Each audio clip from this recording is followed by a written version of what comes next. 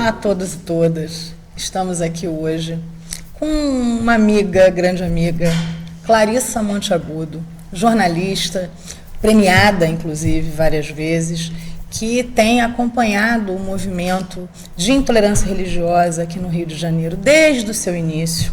Clarissa foi uma das repórteres, né, e uma das companheiras de imprensa que tiveram total disponibilidade, inclusive fazendo uma série de reportagens chamadas Inimigos de Fé, e que foi o boom, né, na imprensa para que a gente pudesse debater intolerância religiosa a partir de uma chamada pública, né, a partir de trazer esse tema para a imprensa.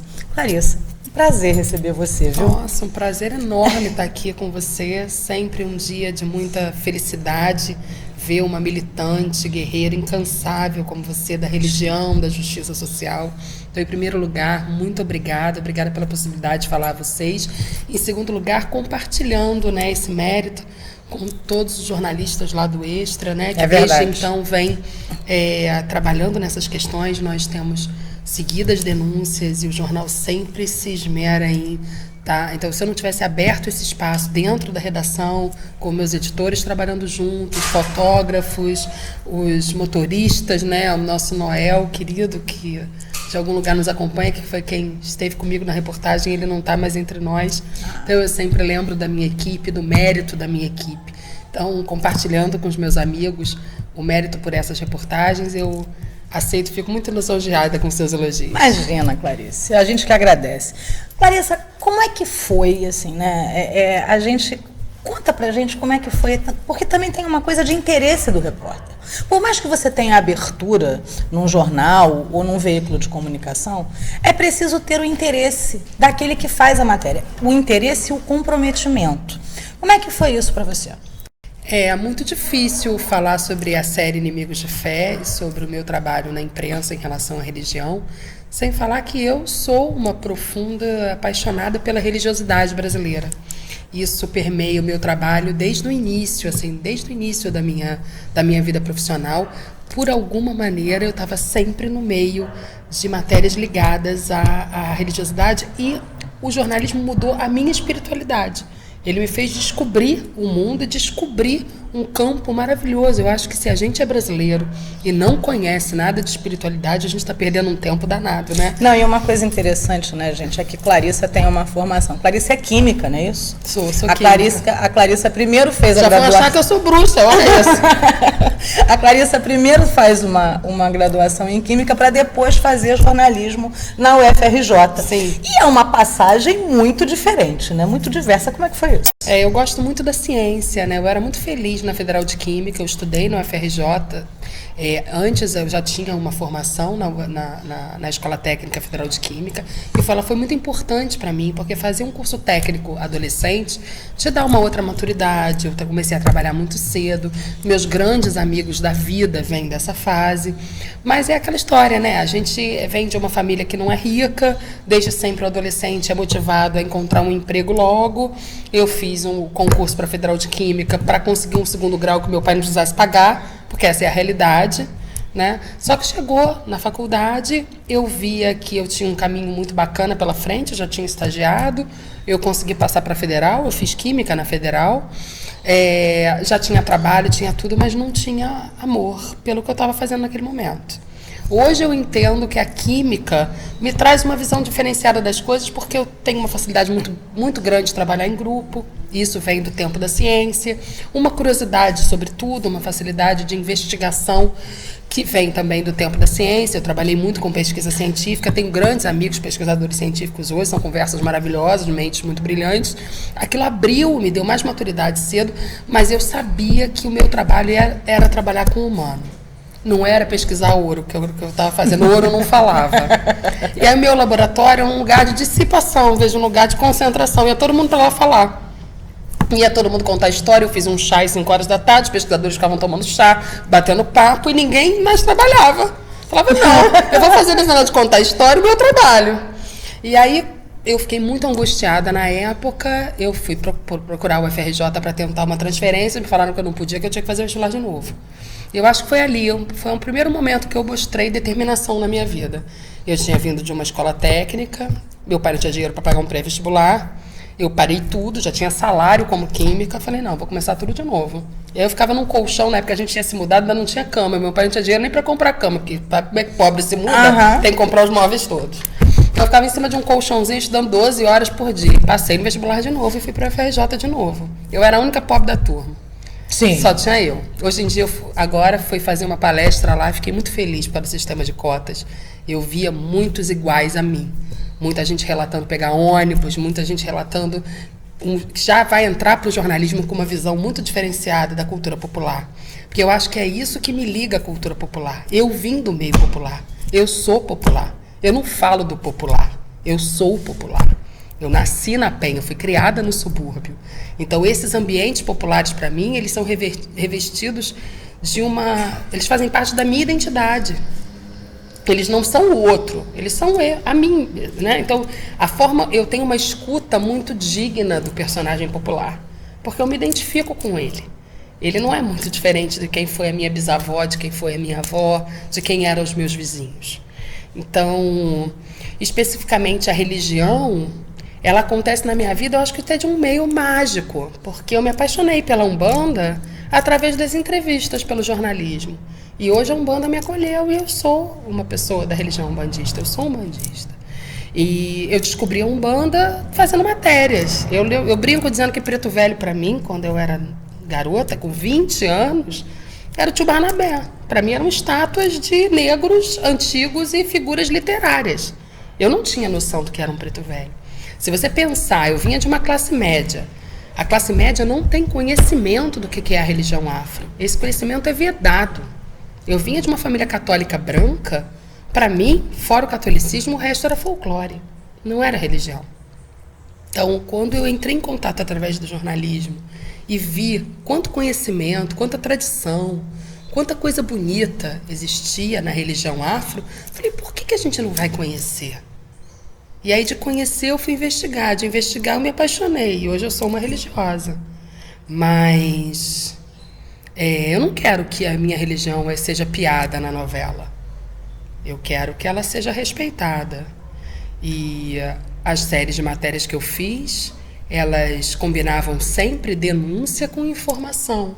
Que eu acho que a partir do momento em que você conhece o outro, que você vê narrada a história do outro, com dignidade, respeito, você não mais é capaz de debochar do outro. Você não mais é capaz de minimizar o outro. Então, eu venho tentando, na minha carreira, sempre quando eu entro em contato com grupos marginalizados, agora o meu trabalho vem sendo ouvir a população de rua e fazer uma série de matérias com usuários de crack. Eu já fiz várias matérias com pessoas que viveram na rua. Agora a gente acabou de fazer sobre essa menina que foi vítima de estupro, a história das meninas em situação de vulnerabilidade. Quando você vai num abrigo e conversa com as pessoas e ouve a voz das pessoas, você não mais descarta alguém que vai te pedir R$10 para dormir em algum lugar da maneira que você descarta num bar, quando você nem olha para o outro e diz, dá licença que você está atrapalhando a minha cerveja com a sua dor. É uma outra visão. Você para e conversa com as pessoas. Você vê dignidade, é alguém com uma história, ela está ali naquele momento, porque naquele momento a trajetória de vida dela a levou para uma situação em que ela está como se fosse dissociada do tecido social, ela perdeu os nós.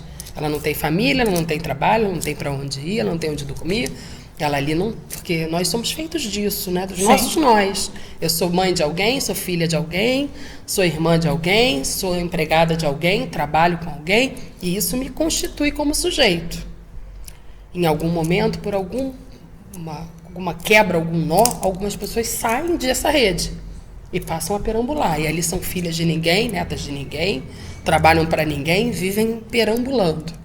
Isso a gente vê todos os dias, e essas pessoas são marginalizadas. O que é marginalizar? É botar a margem, é apagar, é discriminar, é calar a voz. O que tem que ser um trabalho, eu acho, de um jornalista que quer recompor esse tecido? Ouvir, narrar, humanizar, dar dignidade. Inclusive, uma das formas que você tem encontrado para isso é fazer com que as pessoas... como é que é esse seu projeto, né? Você vai fazer palestras para que as pessoas possam contar as suas histórias. Como é que é isso, Clarissa? Eu cheguei à conclusão de que boa parte do ódio na nossa sociedade deriva de alguns se sentem super importantes e têm as suas vozes hiperinfladas. Você vê aí o jornalismo... o jornalismo, se você pensar, ele escuta muitas fontes do poder, né? Porque, na verdade, é do poder que vem as decisões. Então, se você pensar o quanto fala um presidente da República, o quanto fala um ator famoso, todo mundo quer ouvir. E é lógico, não estou dizendo que a voz dele não tem que ser ouvida. São pessoas que fazem decisões, que tomam decisões, influenciam milhões de pessoas. Não é isso. É só para você ver o quanto o poder está relacionado à capacidade de ter a voz ouvida. Então, o que eu estou tentando fazer no meu trabalho? O que eu aprendi no meu trabalho nesses 16 anos de jornalismo? A despertar novas vozes. E como eu faço isso? Eu tento empoderar pessoas. Eu faço palestras para grupos, normalmente grupos ligados a situações de marginalização, e tento fazê-los ver, eu tento motivá-los a ver que eles podem sim narrar as suas histórias, que eles devem sim deixar um legado, que eles devem sim contar suas vidas. Porque eu acho que no momento em que você conta, no momento em que você se empodera, no momento em que você entende a sua história, você se reveste de um novo poder e de uma nova dignidade. Você é capaz de influenciar o outro. E você entra numa rede que é a rede curativa. Se você for pensar na psicanálise, em todas as formas de curar o ser humano das suas dores, isso vai passar pela escuta. Os padres, a Igreja Católica faz isso nas confissões. Os pais de santo e mães de santo também. Os pais de santo, as mães de santo. Nossa, todo mundo procura pai de santo e mãe de santo para chorar no ombro. O jogo de búzios, o oráculo, as tradições religiosas, elas fazem isso. O ser humano precisa ser ouvido e ele precisa se sentir importante. Então, eu quero ver nas comunidades, nos abrigos, muito blog, muito site, muita gente contando suas histórias e através da comunicação com o outro, através desse vínculo, criando empatia. Porque quando você escuta o outro, você sente empatia pelo outro. Então, por exemplo, agora no projeto que eu vou visitar em Mesquita, que são mulheres ligadas, que estão fazendo um projeto para crianças em situação de vulnerabilidade, muitas moram em comunidades muito pobres, eu dou cadernos e diários e elas vão contando as suas histórias. E conforme elas vão contando as suas histórias, é tão bonito durante as palestras, as mulheres choram e falam, eu não sabia que eu era tão importante. Eu falei, não, mas você é. Eu nem sabia que eu sabia tanto. Não, você sabe. E daí surgem ideias, novas ideias, como vou fazer então um buffet com essas comidas que eu fazia e todo mundo gosta. E aí eu consigo uma fonte de renda, claro. E eu costuro tão bem, então eu posso fazer um ateliê de costura e de reparos de calça jeans e disso. Ou vamos fazer uma feirinha e cada uma troca algum tipo de habilidade. Elas vão redescobrindo as suas habilidades, se empoderando e aí também começando a pensar que podem também ser geradoras de renda. Porque quando a autoestima da pessoa está muito baixa, ela não vai a lugar nenhum. Pois é, né? Porque a gente tem uma questão dos grupos em estado de vulnerabilidade, que é exatamente o apagamento. Esse apagamento dessas histórias. Da história. E aí você fica assim, gente, eu não sou ninguém, né? Aí a autoestima vai lá embaixo. Então falar é muito importante. Por isso que é tão importante ter uma mãe de santo comunicadora como você. Porque é alguém que leva a história à frente. Uma das minhas primeiras experiências, mas é verdade, é uma missão, né? Uma das minhas primeiras experiências com a cultura negra foi no Ilê. Eu fui ao Ilê como uma turista branca, vai a um lugar, com a mesma ignorância, com as mesmas... Nossa, uma completa idiota ali naquele lugar. Eu não tinha a menor noção da importância de onde eu estava pisando, do sagrado que eu estava... onde eu estava falando. Eu era uma menina de 20 anos, recém-formada na UFRJ, e por mais que eu viesse de um subúrbio, eu venho de uma classe média branca, católica. Sim. Então eu tive que me desconstruir muito para entender aonde eu estava pisando. Naquele momento eu ainda era super ingênua e boba. E aí eu entrei na casa e achava tudo lindo, e achava tudo incrível, e aquelas cores, e aquelas crianças ouvindo atabaque, dançando danças africanas, e eles têm uma escola onde o conteúdo programático é junto ao conteúdo do ILE. Então o ILE vai fazendo o seu enredo e a escola vai aproveitando para trabalhar a história da África com as crianças. A educação física é junto com os atabaques do terreiro da Mãe de Santo de Trás. As crianças dançam, parte do conteúdo da escola, e era sobre isso que eu estava falando, parte desse conteúdo é ligado às tradições do bloco. Então é incrível, as crianças valorizam as suas raízes, as crianças são lindas, elas sabem valorizar a beleza negra, os tecidos, as cores, os cabelos, tudo que todo mundo aqui ainda está descobrindo, lá no ILE eles já sabem há muito tempo, essa importância de valorizar a história. Aí virei para o vovô, acho que quando estou em casa do vovô, até faleceu o tempo. Virei para ele e falei, eu posso sair no ILE? Ele olhou para mim e falou, não. Falei, não? Não, você é branca. Foi a primeira vez que algo para mim foi interditado. Algum espaço no Brasil foi interditado para mim, naquele momento. E eu me senti muito estranha ali. Mas eu respeitei, eu estou na casa dos outros, eu vou respeitar. Eu saí dali angustiada e liguei para o meu irmão, que faz direito. Falei, Rafael, podem dizer para uma pessoa que ela não pode ir a um lugar? Ela não pode sair porque ela é branca? Ele falou, podem. Porque ali eles fazem uma política de reparação. A quantos lugares as crianças negras dali não podem ir, você pode, Clarissa? Falei, muitos. Aí ele falou, então, ali você não pode. E isso é importante. Então, isso não é discriminação. É o contrário, é reparação. Você que pode muito. É preciso preservar o espaço para aquelas crianças. Então, aí aquilo modificou a minha cabeça. Primeiro, porque eu senti na pele o que é a segregação racial, no mínimo, e já foi tão grande para mim. Então, imagina o que é para uma criança negra no Brasil. O quanto que ela vê os espaços, ela diz assim, isso não me pertence, não tem ninguém negro como eu ali. Os meus amigos negros de classe média dizem que cresceram vendo revistas sem ninguém como eles dentro da revista. Ou ninguém na sala de aula. Ninguém no trabalho. Só eu. E como eu arrumo o meu cabelo, e como eu me visto, e a minha beleza, onde fica? Onde está a minha referência?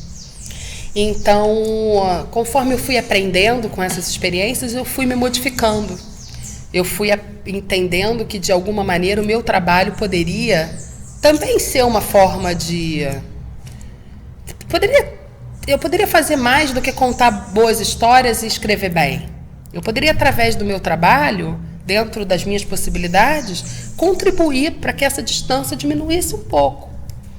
E aí, toda e qualquer oportunidade que eu tenho de fazer pontes entre pessoas e ajudar as histórias a serem contadas, eu faço. E aí eu acho que também parte um pouco mágico, assim, é meio mágico o que acontece comigo. Porque uma vez me ligaram falando, Clarissa, e as pessoas já sabem que eu gosto, então isso acontece com muita fluidez. Estão vendendo acarajé dentro de pote de McDonald's lá em Copacabana. Falei, como assim? Tem um Mac acarajé. É um negócio que você abre assim e vem um acarajé dentro. Falei, aonde? Numa barraquinha. Fui lá.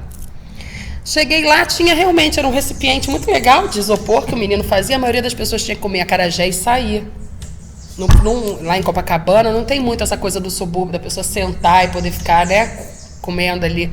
E ele notou, ele baiano, negro, aí era legítimo o acarajé dele. Só o isopor. Não era bolinho de Jesus. Não era. Tá. Mas também, enfim, aí ele tinha o isopor, e aí ele botava dentro do isopor e ia quentinho até a casa da pessoa, genial, né? Mas no meio daquela confusão toda, ele veio me dizer que ele estava sendo perseguido pela guarda municipal. Aí a gente falou da questão do isopor, legal, mas no dia seguinte a matéria foi SOS acarajé. Os acarajés podem sumir das ruas, porque a guarda municipal está dificultando o trabalho eu liguei para várias baianas, era isso mesmo que estava acontecendo. O Eduardo Paes leu, falou, não, eu tenho família baiana, não pode acontecer isso, não é um problema danado, não. No dia seguinte recebeu todo mundo do acarajé na prefeitura e liberou o acarajé como patrimônio e tal. Então essas coisas, o que é o jornalismo que eu acho que é interessante fazer? É levar, às vezes, uma demanda que está invisível à luz. Sim. Se você parar para pensar, o que eu sabia de história da África ao chegar aos 25 anos numa universidade, que eu cheguei mais tarde, porque eu já era química, vinda de uma família que lia tudo que tem pela frente. A minha casa é livro em cima, embaixo, em cima, embaixo, em cima, embaixo. Eu sempre fui curiosa e apaixonada pelo tema, porque na minha casa tinha livro do Jorge Amado, a gente ouvia Dorival Caymmi, eu não sabia nada, não tem nada. Ninguém conhece uma rainha negra. No Rio de Janeiro ninguém conhece, só no enredo da escola de samba. É o único lugar onde se fala de cultura negra, ou no terreiro de candomblé. Então, eu acho que isso é terrível, esse apagamento é terrível. Essa é a pior, eu acho que esse é gerador de toda a ignorância, de todo o conflito e de todo o preconceito. É a falta de conhecimento, porque essa cultura é muito linda. As pessoas tinham que conhecer. Clarissa, o que eu acho interessante é que você fala de um lugar onde, infelizmente, a maioria das pessoas fala.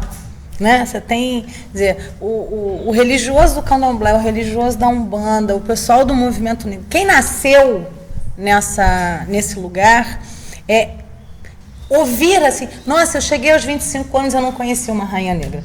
E você fala desse lugar que é da maioria da população, infelizmente, por conta de toda uma política, né, que a gente teve. Você sente alguma retaliação? Você sente alguma... Quando você fala, você sente alguma... Sei lá, se tem eu nem percebo, eu vou à frente. Não sei. Te juro que eu não sei. Eu sempre tive muita abertura no meu trabalho para tratar desses temas. E sempre vi que as pessoas tinham uma fome muito grande de conhecê-los. E me sinto muito feliz porque sempre tive muito acolhimento e assim, muito incentivo. Eu digo dos seus iguais, dos amigos, dos jornalistas, do pessoal. Pô, Clarissa, tu tá... Não, eu vejo comigo ao contrário. As pessoas querem ir conhecer, vão dançar, porque sabem que assim, eu não dou confiança para muita coisa, entendeu? Sabem que vão encontrar comigo. Tem uma brincadeira, tem o bullying. Uma vez me botaram meu rosto de mãe de santo dentro da redação, mas eu adoro. Pode botar. Mas não é uma brincadeira, não sinto retaliação, não sinto. Não sinto porque acho que também, pelo contrário, os jovens adoram, eles me procuram, eles me pedem para ajudar a escrever um lead, eles buscam, eu faço palestras na UFRJ sempre, eu divulgo muito o meu trabalho. Eu acho que deve desagradar, as pessoas pensam diferente, mas eu também super respeito quem pensa diferente de mim. Quem me acha horrível, acho ótimo, não tem problema. A última pessoa que agradou todo mundo não fez nada. É verdade. Não fez nada, foi medíocre. Gente, Clarissa, muito obrigada. Um prazer enorme ter você aqui no Escribas. Eu vou na paz e você. Um grande prazer. Olha, gente, essa foi Clarissa Monteagudo, jornalista, repórter especial do Jornal Extra aqui no Rio de Janeiro. Uma companheira, uma pessoa que está sempre com a gente e, com certeza, futura pesquisadora. É porque senão ela me mata. Obrigada.